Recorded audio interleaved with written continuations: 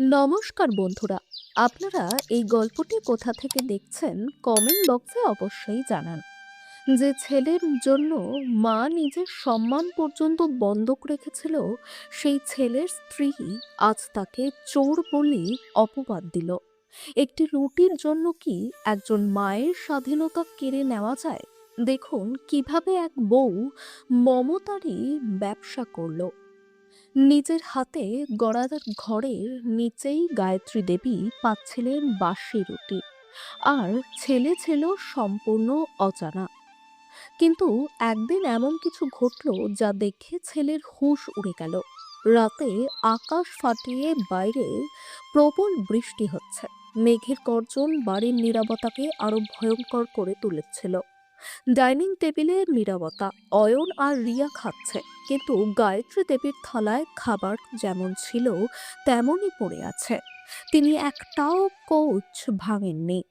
তার চোখ থালার দিকে ছিল, কিন্তু আসলে তিনি তাকিয়েছিলেন সামনে রাখা রিয়ার উল্টে রাখা মোবাইল ফোনটির দিকে।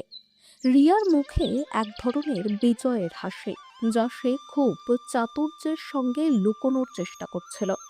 অয়ন খেয়াল করলো মা খাচ্ছে না।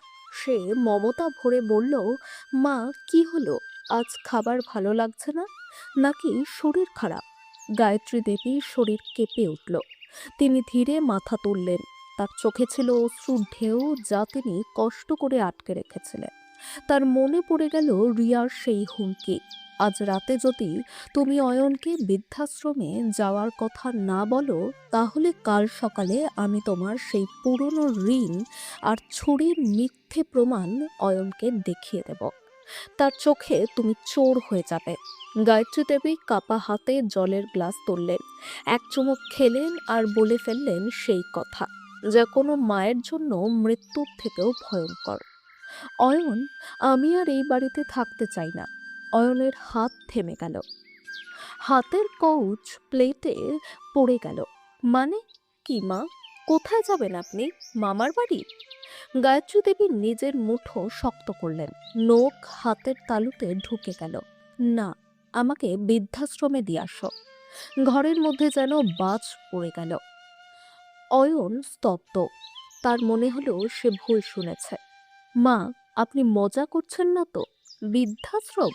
আপনি আপনি তো সেই মানুষ যিনি আমার ছাড়া একদিনও থাকতে পারেন না। আমি অফিস ট্যুরে গেলে আপনি দিনে 10 বার ভিডিও কল করেন, আর আজ আপনি নিজেই যেতে চাইছেন। অয়নের কথা শুনে গায়ত্রী দেবীর ইচ্ছে হচ্ছিল ফুপিয়ে কেঁদে উঠতে আর তাকে থামিয়ে দিতে, কিন্তু ঠিক তখনই তার চোখের সামনে ভেসে উঠল 2 দিন আগের দৃশ্য। দুপুর 2টো, ডাইনিং টেবিলের চিজ আর অরিগ্যানোর গন্ধ ছড়াচ্ছে। রিয়া আর তার 2 বান্ধবী মজা করে গার্লিক ব্রেড আর পিৎজা খাচ্ছে। কোল্ড ড্রিঙ্কসের গ্লাস ঠুকছে, হাসি ঠাট্টা চলছে। আর ঠিক সেই সময় রান্নাঘরের দরজার কাছে দাঁড়িয়ে আছেন গায়ত্রী দেবী। হঠাৎ সুগার লো হয়ে যাওয়ায় তার শরীর ঘামে ভিজে গেছে। তার হাঁটু কাঁপছে, হাত কাঁপছে, যেন বিদ্যুৎ লেগেছে। চোখের সামনে অন্ধকার নেমে আসছে। পেটের ক্ষুধা যেন অন্তর পর্যন্ত মোচড় দিচ্ছে। তিনি শুকনো জিভ ঠোঁটে বলিয়ে কষ্ট করে বললেন, বৌমা, রিয়া। রিয়া পিৎজার টুকরো মুখে নিয়ে থেমে গেল। বান্ধবীদের চুপ থাকতে ইশারা করলো, যেন কোনো নাটক শুরু হতে যাচ্ছে। সে বাঁকা চোখে শাশুড়ির দিকে তাকালো। গায়ত্রী দেবী হাত জোর করে বললেন, বৌমা, 2টো বেঁচে গেছে। আমার সুগার খুব লো হচ্ছে, মাথা ঘুরছে। যদি 2টো রুটি দাও, একটু শক্তি পেতাম। রিয়া বান্ধবীদের দিকে তাকিয়ে ব্যঙ্গ করে হেসে উঠল, যেন দরজায় কোনো ভিখারি দাঁড়িয়ে আছে। উফ, এই বুড়িটা না সারাক্ষণ শুধু খিদে খিদে করে। সে চেয়ার থেকে উঠে ফ্রিজের দিকে গেল না, যেখানে টাটকা খাবার ছিল, বরং সিঙ্কের নিচে রাখা ডাস্টবিনের দিকে গেল। সেখান থেকে সকালে ফেলে দেওয়া 2টো পুড়ে যাওয়া শুকনো রুটি বের করলো, যেগুলোতে চায়ের পাতা লেগেছিল। সেই রুটিগুলো ঝেড়ে এনে গায়ত্রী দেবীর থালায় এমনভাবে ছুঁড়ে দিল, যেন কোনো রাস্তার কুকুরকে খাবার দিচ্ছে। স্ক্রুর হাসি হেসে সে বলল, এই নিন মা, টাটকা পিৎজা। আর খাবার তো শুধু রোজগার করা লোকদের জন্য, আপনি তো এই বাড়ির বোঝা, ফ্রিতে রুটি খান। এই নিন সকালের বেঁচে যাওয়া রুটি, একটু শক্ত হয়ে গেছে। তো কি হয়েছে, জলে ভিজিয়ে গিলে নিন, আপনার তো দাঁতও নেই। গায়ত্রী দেবী সেই রুটির দিকে তাকালেন, অপমানের এক তীক্ষ্ণ ঢোক গলায় আটকে গেল। কিন্তু পেটের আগুন আত্মসাতের চেয়ে বড় হয়ে ওঠে অনেক সময়। না খেলে হয়তো 10 মিনিটের মধ্যেই তিনি অজ্ঞান হয়ে পড়তেন। তিনি কাপা হাতে জলের গ্লাস তুললেন, গ্লাস টক টক শব্দ করছিল। তিনি রুটিটা জলে ভিজিয়ে নরম করলেন। এই দৃশ্য দেখে রিয়ার এক বান্ধবীর মনও গলে গেল। সে বলল, রিয়া, এটা কি করছিস? আন্টিকে এইভাবে বাসি ময়লার রুটি দিচ্ছিস কেন? উনি অসুস্থ হয়ে যাবেন। রিয়া কোল্ড ড্রিঙ্কসের চুমুক নিয়ে হেসে বলল, আরে ছেড়ে দিয়ে সিমরান, এদের অভ্যাস খারাপ হয়ে যাবে যদি ভালো খাবার দিই। আর বুড়ো বয়সে বেশি ঘি তেল খাওয়া ভালো না, না হলে তাড়াতাড়ি মরবে না। আর তখন কোটি টাকার প্রপার্টি আমাদের নামে আসবে কিভাবে? ঘর ভরে গেল তাদের হাসিতে। গায়ত্রী দেবী চোখ বন্ধ করলেন, তার চোখ থেকে দুটো মোটা অশ্রু গড়িয়ে সেই জলে ভেজা রুটির সঙ্গে মিশে গেল। তিনি সেই অপমান ভেজা রুটির টুকরো মুখে দিলেন। তার গলা দিয়ে নামছিল না, যেন তিনি বিষ খাচ্ছেন। কিন্তু বেঁচে থাকার বাধ্যবাধকতা তাকে তা গিলতে বাধ্য করল। এইভাবে এক মা নিজের ঘরে নিজের বৌমার সামনে কুকুরের থেকেও খারাপ খাবার খাচ্ছিলেন। পরের দিনও দুপুরে বাসি রুটি খাওয়ার পর গায়ত্রী দেবী বিছানায় শুয়ে কাঁদছিলেন। ঠিক তখনই দরজা খুলে রিয়া ঘরে ঢুকল। সে প্রথমেই দরজার কপাট ভেতর থেকে বন্ধ করে দিল। রিয়ার হাতে ছিল তার কয়েক লক্ষ টাকার হীরের আংটি। ধীরে ধীরে সে গায়ত্রী দেবীর বিছানার কাছে এগিয়ে এলো। তাকে দেখে গায়ত্রী দেবী ভয় পেয়ে উঠে বসলেন। গায়ত্রী দেবী বললেন, কি হয়েছে বৌমা, দরজা বন্ধ করলে কেন? রিয়া কোনো উত্তর দিল না। এক শয়তানি হাসি হেসে সে নিজের সেই দামি আংটিটা গায়ত্রী দেবীর বালিশের ঠিক নিচে গুজে দিল। তারপর একটু পিছিয়ে গিয়ে হঠাৎ জোরে চিৎকার করে উঠল, আমার আংটি, আমার ডায়মন্ড রিং কোথায় গেল? সে দৌড়ে এসে গায়ত্রী দেবীর পাশে দাঁড়ালো, আর বালিশটা সরাতেই নিচে চকচক করতে থাকা আংটিটা বেরিয়ে এলো। রিয়া আংটিটা হাতে তুলে নিয়ে গায়ত্রী দেবীর দিকে এমনভাবে তাকালো যেন কোনো অপরাধীকে ধরেছে। চোখ বড় বড় করে বলল, ও তাহলে এই প্ল্যান, দুপুরে খেতে দিইনি বলে এখন চুরি শুরু করেছ? বাড়ির মালকিন এখন চোর হয়ে গেছে? গায়ত্রী দেবী কাঁপতে কাঁপতে বললেন, না বৌমা, এটা মিথ্যা, আমি নিইনি আংটিটা। তুই এখনই রেখেছিস, ভগবানকে ভয় কর। রিয়া সঙ্গে সঙ্গে নিজের মোবাইল বের করে ক্যামেরা অন করলো। জোর করে আংটিটা গায়ত্রী দেবীর হাতে গুজে দিয়ে ছবি তুলে নিল। প্রমাণ পেয়ে গেলাম শাশুড়ি মা। এখন ভালো করে শোনো, এই বাড়িটা আমি খালি চাই। তুমি এখানে কাবাবের হাড় হয়ে আছো, আমি আর অয়ন আমাদের প্রাইভেসি চাই, আর তুমি মাঝখানে বাধা হয়ে দাঁড়িয়ে আছো। রিয়া ঝুঁকে গায়ত্রী দেবীর মুখ দুহাতে চেপে ধরল। নিচু গলায় কিন্তু কঠিন স্বরে বলল, আজ রাতে যখন অয়ন বাড়ি আসবে তখন ডাইনিং টেবিলে তুমি নিজে থেকে বলবে, আমার এখানে আর ভালো লাগছে না, আমাকে বৃদ্ধাশ্রমে যেতে হবে। গায়ত্রী দেবী বললেন, না, আমি আমার ছেলেকে ছেড়ে কোথাও যাব না, এটা আমার ঘর। ও, যাবে না? রিয়া মোবাইলের স্ক্রিন দেখিয়ে বলল, তাহলে প্রস্তুত হয়ে যাও। যদি আজ রাতে তুমি এই মিথ্যে কথা না বলো, আমি এখনই পুলিশে ফোন করব। বলবো আমার শাশুড়ি আমার গয়না চুরি করেছে। পুলিশ আসবে, তল্লাশি করবে, আর তোমার বালিশের নিচ থেকে এই আংটি বের হবে। ভাবো তখন অয়ন কি ভাববে? তার মা একজন চোর, সমাজে তার সম্মান কোথায় থাকবে? যখন পুলিশ তার মাকে হাতকড়া পরিয়ে নিয়ে যাবে। হাতকড়া আর অয়নের বদনাম, এই শব্দ দুটো শুনেই গায়ত্রী দেবী ভেঙে পড়লেন। একজন মা নিজের অপমান সহ্য করতে পারে, কিন্তু সন্তানের সম্মানের ওপর আঁচ আসতে দিতে পারে না। তিনি রিয়ার পায়ে পড়ে গেলেন এবং কাঁদতে কাঁদতে বললেন, বৌমা, এটা করো না, আমার অয়নের সম্মান নষ্ট করো না, সে বাঁচতে পারবে না। যদি জানে পুলিশ তার বাড়িতে এসেছিল, আমি চলে যাব। রিয়া পা সরিয়ে নিয়ে বিজয়ের হাসি হেসে বলল, গুড, এটাই তো চাই। মনে রাখবে, অয়নের সামনে এক ফোঁটা চোখের জলও পড়বে না। তাকে যেন মনে হয় তুমি নিজের ইচ্ছেতেই যাচ্ছ। আর যদি মুখ খোলার চেষ্টা করো, বলো আমি তোমাকে ব্ল্যাকমেল করেছি, তাহলে এই চুরির ভিডিও পরের মুহূর্তেই অয়নের হোয়াটসঅ্যাপে চলে যাবে। রিয়া নিজের আঙ্গুলে আংটিটা পরে নিল, চুল ঝাঁকিয়ে ঘর থেকে বেরিয়ে গেল। ঘরে একা পড়ে রইলেন গায়ত্রী দেবী। তিনি তাকিয়ে রইলেন সেই দেয়ালের দিকে যেখানে অয়নের ছোটবেলার ছবি টাঙানো ছিল। হাউমাউ করে কাঁদতে কাঁদতে বললেন, ক্ষমা করে দিস, তোর সম্মান বাঁচাতে আজ তোর মাকে তোকে ছেড়ে যেতে হবে। তুই ভাববি আমি তোকে ছেড়ে যাচ্ছি, কিন্তু আসলে আমি আমার মমতার দাম দিচ্ছি। এই ভয় আর বাধ্যতাই তাকে বাধ্য করেছিল, যার কারণে সেই রাতের খাবারের টেবিলে গায়ত্রী দেবী অয়নকে বলেছিলেন, আমাকে বৃদ্ধাশ্রমে দিয়ে আসো। যখন রিয়া বুঝলো ব্যাপারটা হাতের বাইরে যেতে পারে, তখন সে আবার নিজের নাটক শুরু করলো।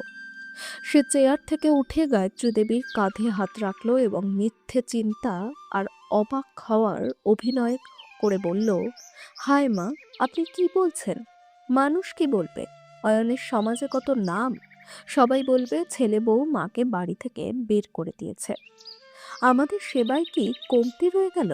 আমি তো কখনো আপনাকে কিছু বলিনি, তাই না অয়ন?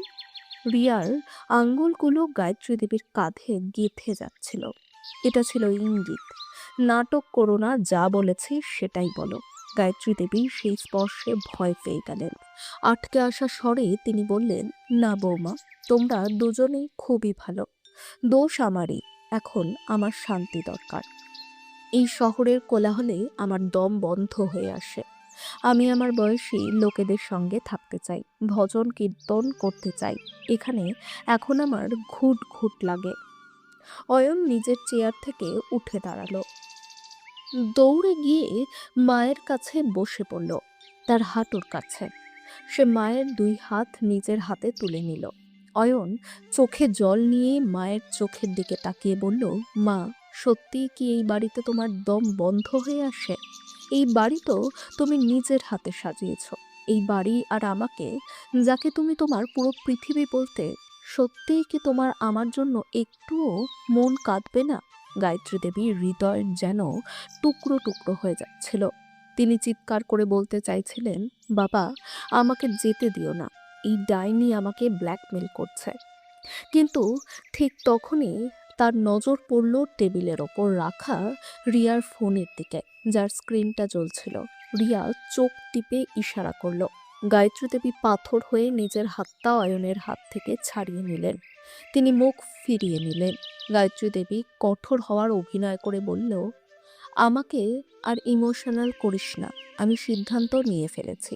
আমার টিকিট কালই কেটে দে। আমি আর তোর ওপর বোঝা হয়ে থাকতে চাই না, আমার স্বাধীনতা চাই। অয়ন সেখানেই মেঝেতে বসে রইল। সে বিশ্বাসই করতে পারছিল না, এই সেই মা যিনি ছোটবেলায় তার ভয় পেলে সারা রাত কোলে নিয়ে ঘুম পাড়াতেন, আজ সেই মাই বলছেন তিনি অয়নের ওপর বোঝা হয়ে আছে। অয়ন আস্তে করে বলল, ঠিক আছে মা, যদি এটাই তোমার জেদ হয়, কিন্তু মনে রেখো, তুমি শুধু বাড়ি ছেড়ে যাচ্ছ না, তুমি আমার শ্বাস নিয়েই চলে যাচ্ছ। এই কথা বলে অয়ন নিজের ঘরে চলে গেল। এখন হল ঘরে শুধু রিয়া আর গায়ত্রী দেবী রয়ে গেলেন। অয়ন যেতেই রিয়ার মুখে দুঃখের মুখোশটা সরে গেল, আর সেখানে ফুটে উঠল এক নিষ্ঠুর হাসি। সে আরামে চেয়ারে বসে এক চামচ ক্ষীর খেয়ে হাসতে হাসতে বলল, বাহ শাশুড়ি মা, কি দারুণ অভিনয় করলে, মেনে নিলাম। দেখলে তো কত সহজ ছিল। এখন কাল সকালে চুপচাপ নিজের বিছানা গুছিয়ে বেরিয়ে যাবেন। আর যদি অয়নের সামনে একটু কান্নাকাটি করেন, রিয়া নিজের ফোনটা নাড়িয়ে দেখালো, তাহলে আপনার সব ইজ্জত মাটিতে মিশিয়ে দেব, বুঝেছেন? গায়ত্রী দেবী থালার সামনে বসে শুধু চোখের জল ফেলতে থাকলেন। ভেতরের ঘরে অয়ন বিছানায় শুয়ে ছাদের দিকে তাকিয়েছিল। সে মনে মনে ভাবছিল, মা মিথ্যা বলছে, তার মুখ বলছে তিনি যেতে চান, কিন্তু তার কাপা আঙ্গুলগুলো বলছে আমাকে বাঁচাও। তিনি আমার চোখের দিকে তাকাতে পারছিলেন না। কিছু একটা আছে যা তিনি লুকোচ্ছেন, খুব বড় কিছু। অয়নের চোখে জল ছিল, কিন্তু তার মনে সন্দেহের একটা বীজ গজিয়ে উঠেছিল। পরের দিন সকাল, গায়ত্রী দেবী তার পুরনো শাড়িগুলো একটা সুটকেসে গুছিয়ে রাখছিলেন। তার চোখের জল শুকিয়ে গেছে, মুখটা পাথরের মতো শক্ত হয়ে গেছে। ঠিক তখনই অয়ন ঘরে ঢুকলো। তার হাতে ছিল মায়ের পুরনো ভাঙা ফোন। অয়ন কষ্টের সুরে বলল, মা, তোমার ফোনটা খুব পুরনো হয়ে গেছে। ওই বৃদ্ধাশ্রমে যদি নেটওয়ার্ক না থাকে, তাই আমি এতে একটা নতুন সিম আর একটা সেফটি অ্যাপ ইনস্টল করে দিয়েছি, যাতে তোমার কোনো সমস্যা হলে আমি এখান থেকেই তোমাকে ট্র্যাক করতে পারি। এটা সব সময় নিজের কাছে রাখবে। গায়ত্রী দেবী কাপা হাতে ফোনটা নিলেন। এর কি দরকার ছিল বাবা? আমি তো যাচ্ছি। অয়ন বলল, রেখে দাও মা, ছেলের তরফ থেকে বিদায়ের উপহার মনে করে। অয়ন ফোনটা মায়ের হাতে দিল, কিন্তু গায়ত্রী দেবী জানতেন না ওই অ্যাপটার আসল কাজ কি। অয়ন সেখানে অ্যাম্বিয়েন্ট রেকর্ডিং চালু করে দিয়েছিল, যা আশেপাশের সব শব্দ সরাসরি অয়নের ফোনে পাঠাচ্ছিল। অয়ন ঘর থেকে বেরিয়ে গেল, কিন্তু সে বাড়ি ছেড়ে যায়নি। সে গাড়ি নিয়ে বেরিয়ে রিয়াকে বলেছিল সে অফিস যাচ্ছে, কিন্তু তার মন মানছিল না। মায়ের হঠাৎ বাড়ি ছেড়ে যাওয়ার সিদ্ধান্ত, তার চোখের সেই ভয় আর রিয়ার অদ্ভুত আচরণ সবকিছুই তাকে ভাবাচ্ছিল। সে সোসাইটির গেটের বাইরে গিয়ে গাড়ি থামালো, স্টিয়ারিংয়ে হাত মেরে নিজেকেই বলল, না, মা নিজের ইচ্ছায় যাচ্ছে না। আমি তার চোখে দেখেছি তিনি কিছু বলতে চাইছিলেন। আমাকে সত্যিটা জানতে হবেই। অয়ন গাড়ি ঘুরিয়ে আবার সোসাইটির ভেতরে ঢুকলো, কিন্তু গাড়িটা পার্কিংয়ে না রেখে একটু দূরে রাখলো। তারপর হেঁটে গেটের কাছে দাঁড়ানো বৃদ্ধ সিকিউরিটি গার্ড রাম কাকার কাছে গেল। রাম কাকা বহু বছর ধরে এখানে কাজ করছেন এবং অয়নের পরিবারকে ভালোভাবেই চেনেন। অয়ন জিজ্ঞেস করলো, রাম কাকা, সব ঠিক আছে তো? গার্ড বলল, হ্যাঁ, সব ঠিক আছে। অয়ন একটু দ্বিধা নিয়ে বলল, কাকা, একটা কথা জিজ্ঞেস করব। কাল আমাদের বাড়ি থেকে কে ময়লা ফেলতে এসেছিল? আমাদের কাজের মেয়ে? রাম কাকা একটু ভেবে বললেন, না, কাল আর পরশু তো কাজের মেয়ে আসেনি। কাল দুপুরে রিয়া ম্যাডাম নিজেই নেমে এসে ডাস্টবিনে ময়লা ফেলেছিল। অয়ন চলে যাচ্ছিল, তখনই রাম কাকা এমন একটা কথা বললেন যা তার পা থামিয়ে দিল। অয়ন একটা কথা অদ্ভুত লেগেছিল, আমরা তো দুবেলা খাবারই জোটাতে পারি না, আর বড়লোকরা। তিনি থেমে বললেন, ক্ষমা করবেন, কিন্তু কাল রিয়া ম্যাডাম একদম ভর্তি টিফিন ডাস্টবিনে ফেলে দিয়েছিলেন। অয়ন অবাক হয়ে বলল, ভর্তি টিফিন? গার্ড বলল, হ্যাঁ, আমি নিজেও জিজ্ঞেস করেছিলাম, ম্যাডাম, এত টাটকা খাবার কেন ফেলে দিচ্ছেন? কোনো গরিবকে দিয়ে দাও। আমি বলতেই সে বিরক্ত হয়ে বলল, আরে কাকা, আমার শাশুড়ি নানান ঝামেলা করে, বুড়ো বয়সে মাথা ঠিক নেই, খেতেই চায় না। এখন না খেলে তো ফেলে দিতেই হবে, তাই না? অয়নের কপালে ভাঁজ পড়ল। মনে মনে সে বলল, মা আর খাবারের অপমান। মা তো সেই মানুষ যিনি থালায় এক দানাও ভাত বেঁচে গেলে কপালে ঠেকিয়ে খেয়ে নেন।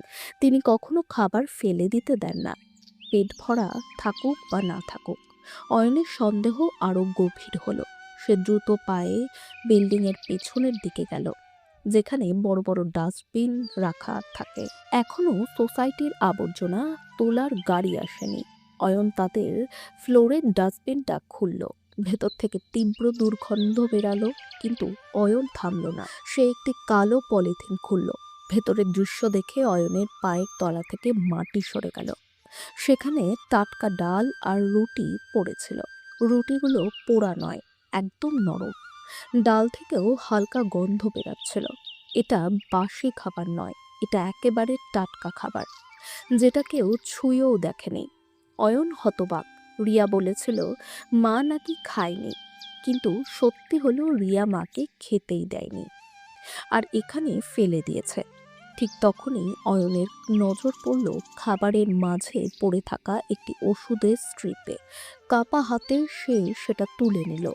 এটা ছিল মায়ের সুগার আর ব্লাড প্রেশারের দামি ওষুধ। স্ট্রিপটা খালি নয়, গলিগুলো প্যাকেট থেকে বের করে আবর্জনায় ফেলে দেওয়া হয়েছে, যাতে কেউ খালি পাতা দেখে ভাবে ওষুধ খাওয়া হয়েছে। অয়ন সেই মাটিতে মাখা ট্যাবলেটগুলো নিজের হাতের তালুতে তুলে নিল।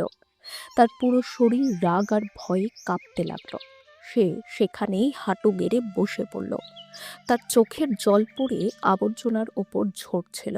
কাঁপতে কাঁপতে সে বিড়বিড় করে বলল, রিয়া, তুমি এতটা নিচে নামতে পারো? তুমি মাকে খাবার দাওনি, এটা নিষ্ঠুরতা ছিল। কিন্তু তুমি তার ওষুধও ফেলে দিচ্ছ। সুগার আর প্রেশারের রোগীর ওষুধ ফেলে দেওয়ার মানে তো একটাই। এটা শুধু বাড়ি থেকে তাড়ানোর চক্রান্ত নয়, এটা ধীরে ধীরে মেরে ফেলার পরিকল্পনা। তুমি চাও মা কোনোদিন হার্ট অ্যাটাক বা সুগার লো হয়ে মারা যাক। অয়ন মুঠি শক্ত করে ধরল। প্রমাণ হিসেবে সে সেই ওষুধগুলো নিজের পকেটে রেখে দিল। এখন বুঝতে পারছি কেন মায়ের শরীর দিন দিন খারাপ হচ্ছিল, কেন তিনি এত ভয় পাচ্ছিলেন। রিয়া নিশ্চয়ই মাকে কোনো বড় হুমকি দিয়েছে। অয়ন উঠে দাঁড়ালো। এখন তার মুখে ছেলের মমতা নয়, একজন গোয়েন্দার দৃঢ়তা। রিয়া, তুমি খুব বড় খেলা খেলছো, কিন্তু এবার এই খেলা আমি শেষ করব। এখনই গিয়ে তোমার সাথে ঝগড়া করব না, কারণ তুমি মিথ্যে বলবে। আমার পাকা প্রমাণ দরকার, এমন প্রমাণ যার সামনে তুমি মুখ খুলতেই পারবে না। অয়ন নিজের ফোন বের করে ফ্যামিলি সেফটি অ্যাপ আর স্পাই অ্যাপ খুঁজতে লাগলো। আজ এই অ্যাপটা শুধু মায়ের ফোনে নয়, রিয়ার সর্বনাশের কারণ হতে চলেছে। সকালে অয়ন যেই গায়ত্রী দেবীর ঘর থেকে বেরোলো, রিয়া তখনই সেখানে ঢুকে পড়ল। সে দেখল গায়ত্রী দেবীর ব্যাগ গোছানো হয়ে গেছে। রিয়ার মুখে শয়তানি আনন্দ ফুটে উঠল। সে দরজাটা বন্ধ করে দিল। ভাবল অয়ন অফিসে চলে গেছে। সে গায়ত্রী দেবীর কাছে এসে তাচ্ছিল্যের সুরে বলল, বাহ শাশুড়ি মা, খুব তাড়াতাড়ি প্যাকিং করে ফেললে। ভয় পেয়েছ তাই না? ভালোই হয়েছে, ভয় পাওয়া উচিত। গায়ত্রী দেবী চুপ করে রইলেন। রিয়া আলমারি থেকে একটা পুরনো ডায়েরি বের করে বাতাসে নেড়ে বলল, মনে আছে তো এই ডায়েরি? 15 বছর আগে তুমি তোমার মাসির কাছ থেকে টাকা ধার নিয়েছিলে আর কখনো ফেরত দাওনি। ভাবো তো, যদি অয়ন জানতে পারে যে তার আদর্শ মা আসলে একজন চোর আর প্রতারক, যে আত্মীয়দের টাকা মেরে দিয়েছে, তাহলে তার চোখে তোমার কি সম্মান থাকবে? গায়ত্রী দেবী কাকুতি মিনতি করে বললেন, বৌমা, ওই টাকা আমি অয়নের কলেজের ফি দেওয়ার জন্য নিয়েছিলাম। তখন আমাদের খাওয়ার মতো টাকা ছিল না। আমি চোর নই, আমি বাধ্য ছিলাম। রিয়া হেসে বলল, বাধ্যতা? দুনিয়া একে চুরি বলে। বুড়ি, ভাগ্য ভালো যে আমি এই কথা অয়নকে বলছি না। চুপচাপ এখান থেকে চলে যা, যাতে এই বাড়ি আর অয়নের আয়ের ওপর শুধু আমার রাত চলে। গ্যারেজে গাড়ির ভেতরে বসে অয়ন এসব লাইভ শুনছিল। তার চোখ থেকে জল গড়িয়ে পড়ছিল।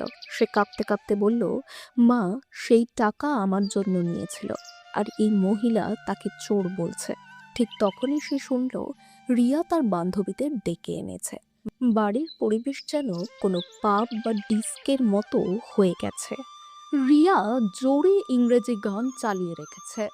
ঘরের মাঝখানে টেবিলের ওপর একটা বড় চকলেট কেক রাখা, যার ওপর ক্রিম দিয়ে লেখা বাই বাই।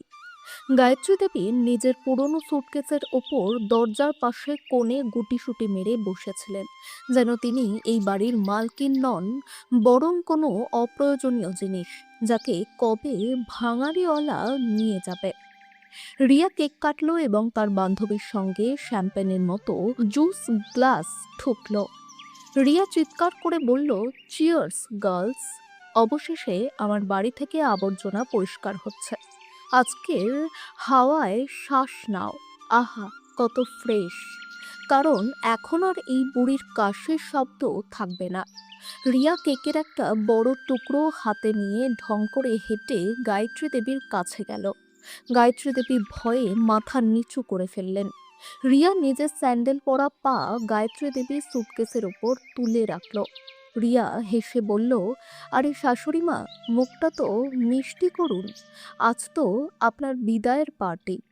গায়ত্রী দেবী মাথা নেড়ে না করলেন, না বৌমা, আমার ডায়াবেটিস আছে। রিয়া জোরে হেসে উঠল। সে জোর করে কেকের টুকরোটা গায়ত্রী দেবীর মুখের সামনে ধরল। খেয়ে নাও বুড়ি। যাই হোক, তোমার সুগারের ওষুধ তো আমি গতকালই ডাস্টবিনে ফেলে দিয়েছি। এখন সুগার বাড়ুক বা তুমি মরে যাও, আমার কি আসে যায়। নাও খাও, এই কেকটা অন্তত সেই বাসের রুটির থেকে ভালো, যেটা কাল আমি তোমাকে কুকুরের মতো ছুঁড়ে দিয়েছিলাম। এই বললে রিয়া কেকটা গায়ত্রী দেবীর গালে মেখে দিল।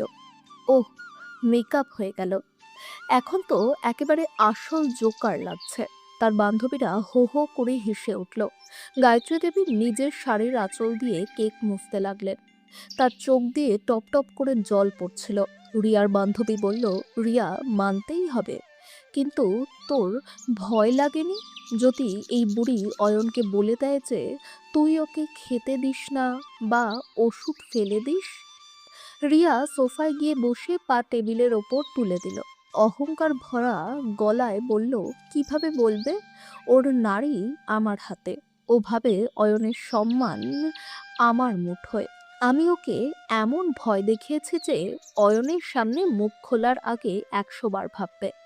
গায়ত্রী দেবীর দিকে ইশারা করে বলল, কেন শাশুড়িমা, বলেছিলাম না? 15 বছর আগের সেই 500 টাকার ধার, যেটাকে আমি চুরি বলেছি, সেটাই ছিল আমার মাস্টার স্ট্রোক। বেচারা অয়ন, সে কি জানে? তার মা চোর নয়, ত্যাগের দেবী, যে তার পড়াশোনার জন্য ধার নিয়েছিল। কিন্তু এখন অয়নকে কে বোঝাবে? তার কাছে তো তার বউই সীতা। আর মা? সীমা জিজ্ঞেস করলো, কিন্তু রিয়া, অয়নের কষ্ট হবে না? মা চলে যাচ্ছে।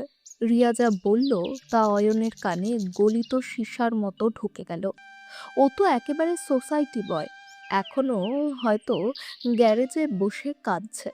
অয়ন আমার আঁচলে বাঁধা, পুরো অন্ধভক্ত। আমি দিন বললে দিন, রাত বললে রাত মেনে নেবে। আমি বলবো মা নিজের ইচ্ছায় ভজন করতে গেছে, আর সে বোকা বিশ্বাস করে নেবে। তারপর তার সব আয়, এই বাড়ি, লকারের চাবি, সব কিছুর ওপর শুধু রিয়ার রাজ। রিয়া উঠে চিৎকার করলো, দূর হয়ে যা বুড়ি। রিয়া তখনও হাসছিল। হঠাৎই বাড়ির হোম থিয়েটার থেকে একটা জোরালো আওয়াজ ভেসে এলো। পুরো বাড়ি কেঁপে উঠল। স্পিকারে বাজতে লাগলো, ওষুধ তো আমি ডাস্টবিনে ফেলে দিয়েছি। ওই 500 টাকার ধার, যেটাকে আমি চুরি বলেছি, অয়ন একটা অন্ধ কুকুর। রিয়ার হাসি গলায় আটকে গেল। মুহূর্তে ঘরে এমন নীরবতা নেমে এলো যেন মৃত্যু হেঁটে গেছে। তার হাত থেকে কেকের প্লেট পড়ে ছন করে মেঝেতে পড়ল। ধীরে ধীরে রিয়া দরজার দিকে তাকালো। সেখানে দাঁড়িয়ে আছে অয়ন। সে কাঁদছিল না, তার মুখ একেবারে ঠান্ডা স্থির, কিন্তু তার চোখ বলছিল আজ এই বাড়িতে মহাভারত হবে। অয়ন স্পিকারের বাটন থেকে হাত সরিয়ে ধীরে ধীরে ভেতরে ঢুকলো। সে ফিসফিস করে বলল, অন্ধ কুকুর। রিয়া কাঁপতে শুরু করলো। আজ তার স্বাধীনতার উৎসব ধ্বংসের শোকসভায় পরিণত হতে চলেছে। স্পিকারের শব্দ বন্ধ হয়ে গেছে, কিন্তু অয়নের পায়ের শব্দ এখন রিয়ার হৃদয়ে হাতুড়ির মতো আঘাত করছিল। অয়ন ধীরে ধীরে এসে রিয়ার সামনে দাঁড়ালো। তার চোখে জল নেই, বরং আছে এক ঠান্ডা নিস্তব্ধতা, যেমন আগ্নেয়গিরি ফাটার আগে থাকে। রিয়ার বান্ধবীরা তাদের ব্যাগ নিয়ে পালাতে যাচ্ছিল। রিয়া, আমরা চলি। অয়ন গর্জে উঠল, থামো, 1 ইঞ্চিও নড়বে না। তার গলা এত জোরে ছিল যে তিনজনই জায়গায় জমে গেল। তোমাদের খুব শখ না তামাশা দেখার? আমার মায়ের মুখে কেক মাখানো দেখে খুব হাসি পাচ্ছিল। তাহলে এখন ক্লাইম্যাক্সটাও দেখে যাও। অয়ন নিজের পকেট থেকে সেই কাদা মাখা ওষুধের স্ট্রিপ বের করে টেবিলে ছুঁড়ে মারল। রিয়ার চোখের দিকে তাকিয়ে বলল, আমি অন্ধ কুকুর, তাই না? হয়তো ঠিকই বলেছিলে, আমি সত্যিই অন্ধ ছিলাম, যে তোর মতো সাপকে বুকে আগলে রেখেছিলাম। কিন্তু কুকুরের একটা গুণ থাকে, সে বিশ্বস্ত হয়। আর যদি কেউ তার মালিককে আঘাত করে, সে ছিঁড়ে ফেলতেও জানে। রিয়া কাঁপতে লাগলো, গলা দিয়ে শব্দ বেরোচ্ছে না। অয়ন, আমার কথা শোনো। কি শুনবো? অয়ন ওষুধের দিকে ইশারা করে বলল, এই ওষুধগুলো তুই ডাস্টবিনে ফেলেছিলি। জানিস, যদি মায়ের সুগার আর প্রেশারের ওষুধ বন্ধ হয়ে যায় কি হতে পারে? Brain stroke, heart attack. মানে তুই ওনাকে বাড়ি থেকে তাড়াচ্ছিলি না, তুই ওনার খুনের পরিকল্পনা করছিলিস। অয়ন পাশের জগটা তুলে নিয়ে রিয়ার মুখে ছুঁড়ে মারল। জলের সঙ্গে সঙ্গে রিয়ার দামি মেকআপ আর তার অহংকার ধুয়ে গেল। তুই আমার মাকে পিপাসায় রেখেছিলি, তাই না? নে, জল খা, পেট ভরে খা। অয়ন এবার সেই সুটকেসের কাছে গেল যেখানে গায়ত্রী দেবী বসেছিলেন। সে মায়ের গাল থেকে কেকটা মুছে দিল।